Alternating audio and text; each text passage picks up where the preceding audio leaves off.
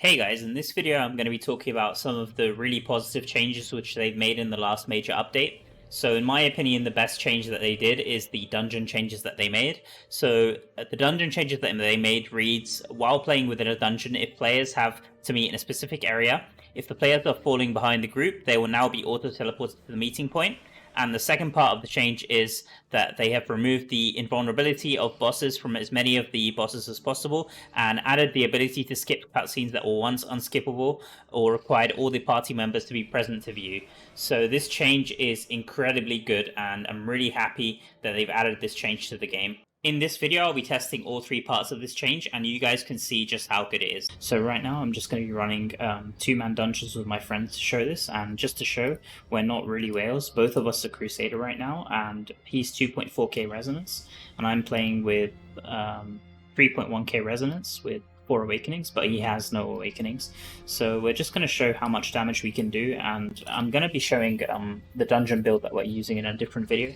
But just for now, I just wanted to show the boss killing phase and just how quick it is now. So I'm just going to show how it goes in a Pit of Anguish and also another dungeon, probably Forgotten Tower. So we've just reached the worm here in Pit of Anguish, and let's just see if we still have to go through all of the phases or if we can just directly skip everything. So as you can see, we're doing a lot of damage here, and we've already skipped all of the phases of Zaka. That's just insane with two-man. Oh, and we're already skipped through. There wasn't even a cutscene for this second part here. We're already at the heart. Oh, this is just insane. And the dungeon's already over, guys. That's just really quick now. They've made it so fast.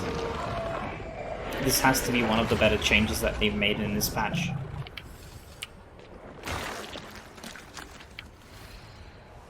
Okay, let's try this in a different dungeon now. Like chaff before the wind. So we've just reached the countess here, and let's just see how quick it goes now. If we can skip any of the phases. Oh, she's losing. Oh my goodness gracious.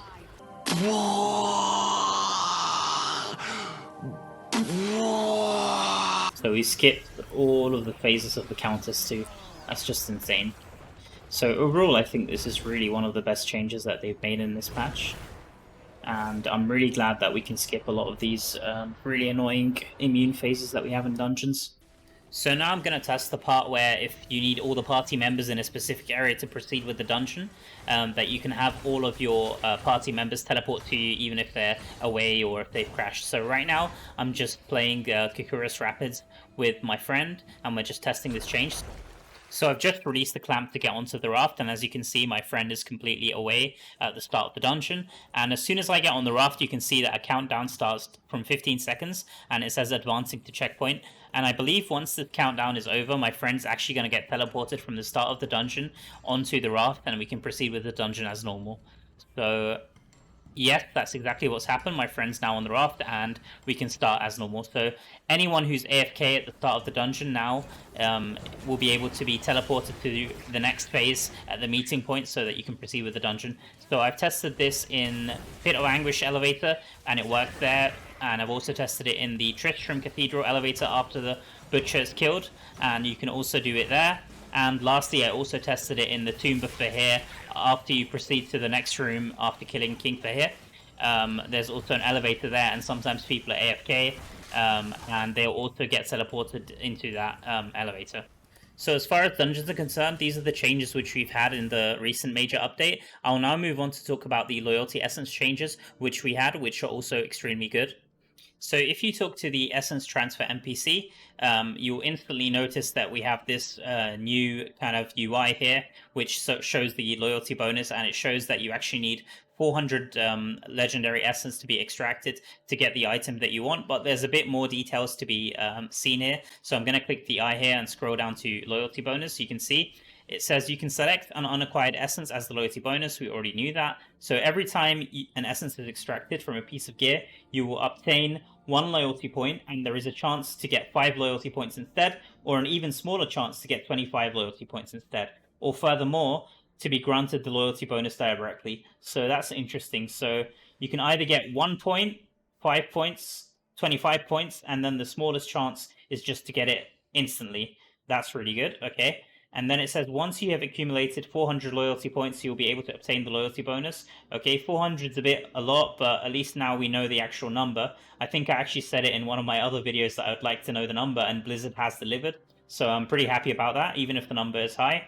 And then finally, we've got this bullet point here. You can only obtain loyalty bonus from a maximum of 100 pieces of equipment in any week. Any extracts beyond that will not yield any loyalty points. So I really don't like having this. Like, it was going so well, and then they added this last bullet point. I'm not really sure why they did this. Maybe they think somebody will get extremely lucky and get all the essence, but like as they said here, the chance is extremely small to get the loyalty bonus directly, or to get the 25 loyalty bonus points. So I don't really like this last bullet point that they've added. They could have easily gotten rid of this and kept the same system, and it would have been extremely good. But as it stands now, I'll take it. I mean, this is fine. Hopefully in another update, they will just remove this or increase the maximum pieces of equipment, because a lot of grinders, they will farm more than 100 equipment per week, and it's just nice to be able to get the other classes. So the other thing is that now you can select loyalty essence from other classes. So let's say I want a barbarian essence, which I haven't played this class too much. I can actually switch and select a barbarian essence here, and that's just really, really good, because it means that once I'm done with all the Crusader essence, which I will be soon, I'm already Mastery 4, I can select either Barbarian or Necromancer essence, which is probably what I'm going to be doing. So overall, this is a fantastic change. So the last change that I want to cover in this video is actually one of the changes that kind of flew under the radar for me. I think this was the last thing that they said in the patch notes, which is the next time you open the salvage menu, it will actually remember the rarity of the items that we salvage. So if we talk to the blacksmith here, you can already see that it's just selected the magic and rare items, which I have in my inventory, and all I have to do is just press salvage. So this change kind of caught me by surprise, because I actually have muscle memory that every time I open this menu, I'm just clicking these. So I was actually deselecting them, but now I'm kind of getting adjusted to this new system that these are automatically selected by default, and all I have to do is just press salvage. So the only kind of annoying thing about this is that the salvage menu here hasn't been affected. So it would have been nice to see this for the pets too, but I mean, it's fine. At least we have this for the blacksmith. It's always a welcome change. So that's about it for this one, guys. I think I've covered all of my favorite changes for the new major update which we had. I've kind of been compiling a list of all the stuff that I want to see added to the game, and I will be sharing that in another video.